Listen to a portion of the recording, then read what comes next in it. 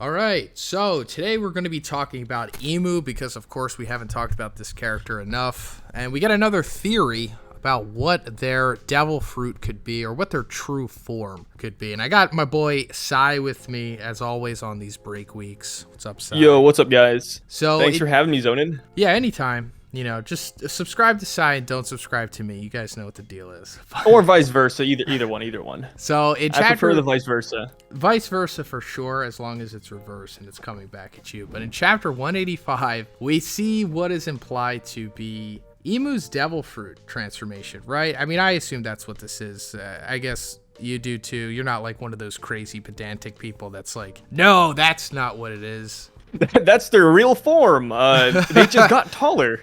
For Imu, you know, I know we just talked about how crazy these people are. I think there is like that 10% chance that this isn't a devil fruit because this was from 800 years ago. So I think anything's on the table. We don't know when devil fruits came into existence, but maybe this is like the first devil fruit, for example. Like, I feel like there's something there, but if it is a devil fruit, which is what I'm leaning towards, I feel like we got an interesting chance. Yeah, I agree for sure. If it's not the first devil fruit, it's at least one of them. Like, I just have this strong feeling that Imu and Degorose and, you know, maybe Joy Boy or whoever had first pick of the devil fruits. Like, they even probably had something to do with planting the trees that fruited these fruits, or bared these fruits, maybe. But there's little evidence to go off of that stuff right now. But as for Imu's possible fruit, I originally talked about it probably being like some kind of, I don't know, dragon or something like that. Less of like an Easter dragon the way that Kaido is, more of like a Western dragon like that we see on Punk Hazard. It could be something like that. Oh, yeah. Or it could be the title of this video. It transforms Imu into the Florian triangle monster.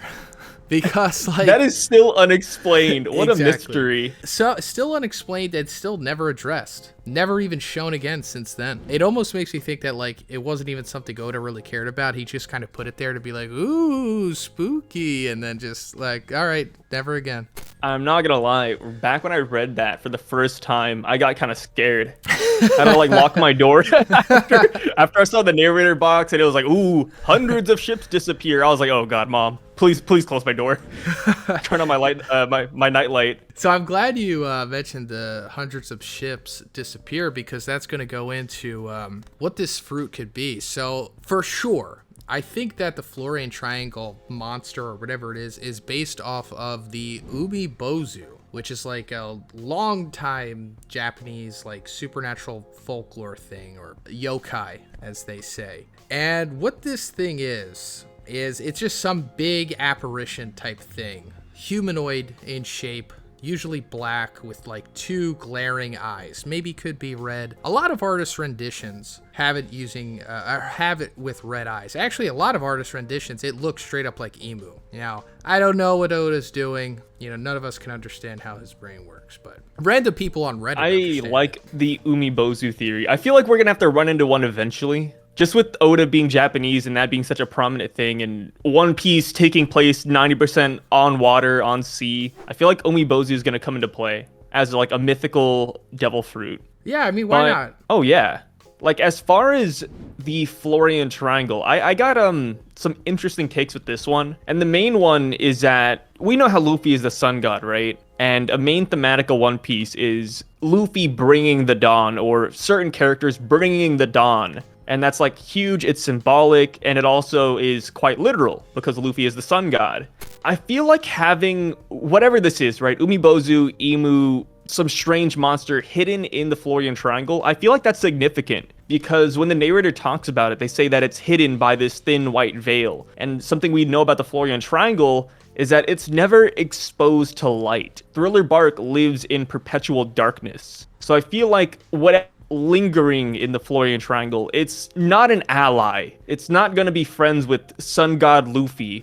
It's definitely going to be someone on Imu's camp, if not Imu themselves, or maybe even another member of the Gorosei. Because this transformation, like Umibozu or whatever you want to call this, it does somewhat look like the wacky silhouettes we got back in chapter 1085. Now, yeah, but it's not necessarily as big as the Florian Triangle monster. The Florian Triangle monster, I don't know, rough scale, is larger than Zunisha. It's larger than mountains in the real world. Yeah, just rough estimate. Kind of scary. But it is possible that Imu could you know, shapeshift, because, you know, if you just go through the Umibozu wiki, it says that there's multiple accounts or just multiple tellings of it where it varies in size. So maybe it can get bigger, maybe it gets smaller. I mean, that's not uncommon for One Piece characters with fruit abilities. Like sometimes they can get massive, like Pika, you know, like his fruit made him like, you know, gigantic. And Pizarro, he can like take over islands with his ability and he becomes the skull on Hachinosu. So I don't think that's too far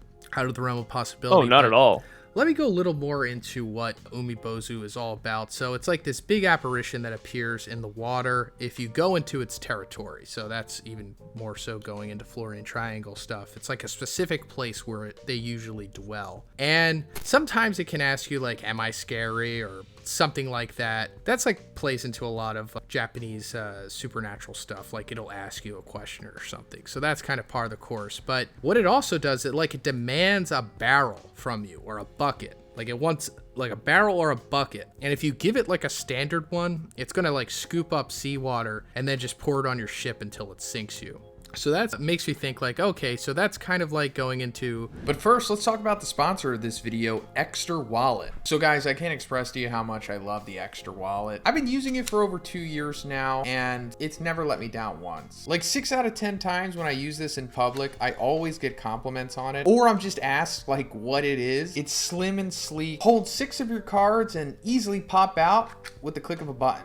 That never gets old. It also has an RFID plate on the back. This is the carbon fiber version, but I also have the matte black version, which is so sexy. Extra also has a key case, and just like their wallets conveniently holds your keys, it even holds my gym membership. But another thing that you can get with the key case is this key tracker. Simply just connect it to the Chipolo app in your phone, and you'll always know where your keys are in case you lose them by accident. I mean, we've all been there, right? Also guys, Father's Day is coming up, and if you're looking for the perfect gift for your dad, look no further than an Extra Wallet, key case, or both. They're also currently offering 35% off site-wide on their Father's Day sale, and you can get that with my code Zhoniin, or you can check the link in the description.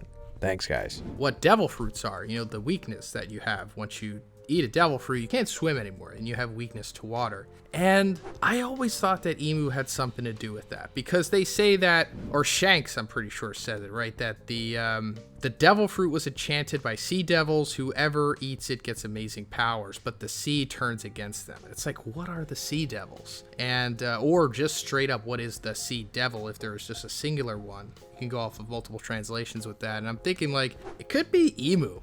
Like Imu has like, I don't know, the sea devil fruit or something like that, because you know, also when we see Sabo shoot that fire at Imu, like the mouth looks very monstrous, dragonous, or whatever. It's like super sharp teeth. Aside from that, the way that you can like, I don't know, outsmart the Umibozu is giving it a barrel that doesn't have a bottom to it, so it's kind of just stuck on an infinite loop of like trying to scoop up water, and it gets like confused or something, and then you can sail away. So yeah, I don't know what that has to do with anything. I don't know, maybe it's a clue to defeating Imu. No, it's definitely a clue.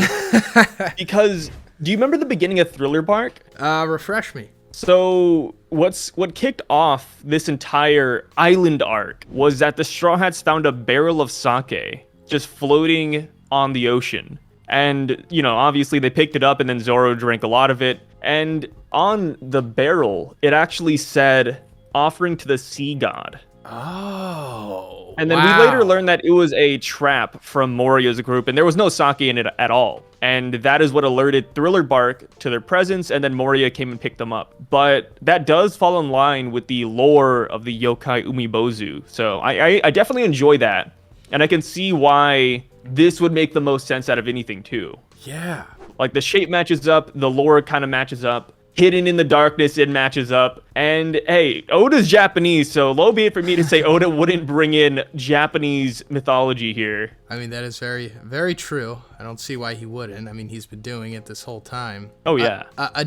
One last thing about the Umibozu here is that apparently there are tales of them shape-shifting into a beautiful woman and engaging in swimming contests with humans. And, you know, I constantly spouted out that I think Imu's a woman. So that, I don't know, maybe it could be something too. Also about the barrels, makes me think of Bink Sake. I don't know. Oh, yeah. I mean, with the latest chapter of One Piece where we learned Imu's real name, like the full name, like Imu Nerona. Some people have been splitting up the Nerona part to say Nure Ona, which is like water woman, which is another yokai as well. Oh. So that could fit. That could fit. I mean, obviously we see the obvious like Nero and like inspiration, but it could be multifaceted. It could be both. I think Nure Ona could be another solid yokai. And it just goes ultimately back to, even if it's not Umibozu or whatever, I just do think at the core of it, Imu does have the ability to somewhat control water. Like, not water logia, but like, you know, like just manipulate water if it is in the vicinity to some extent or something. So all of that I think does connect here, regardless of what it ultimately is. I do think woman, water, and then there's some kind of supernatural element to it. Water, woman, shapeshifter.